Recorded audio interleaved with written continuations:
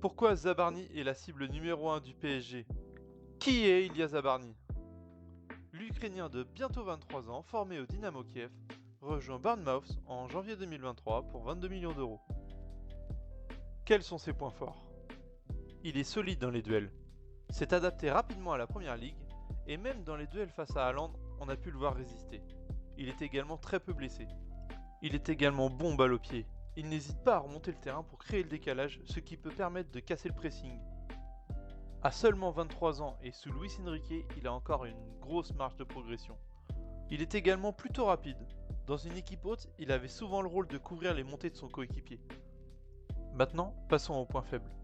Sa capacité à casser des lignes avec ses passes est plutôt faible, même si elle a bien progressé depuis 2023. À Bournemouth, c'était plutôt Hussein qui avait le rôle de premier relanceur avec sa grosse qualité de passe. Son jeu de tête est perfectible, malgré son 1m89 et un bon placement, ses interventions aériennes peuvent encore s'améliorer. Son plus gros point faible, c'est son prix. Bournemouth demande entre 60 et 80 millions, car le club n'a pas besoin de vendre, avec les départs de Huysen au Real et de Kerkez à Liverpool pour environ 100 millions d'euros. Que recherche Paris pour son nouveau défenseur?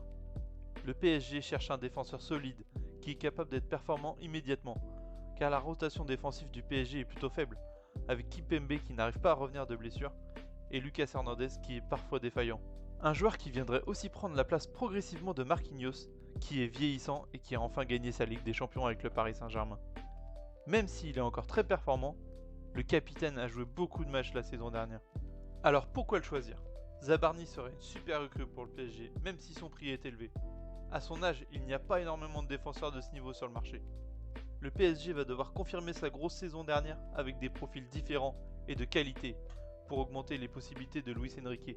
Comme autre profil, on aurait pu penser à Marc Guéhi en fin de contrat à Crystal Palace en 2026 ou à Bafodé Diakité à Lille qui est convoité par Bournemouth.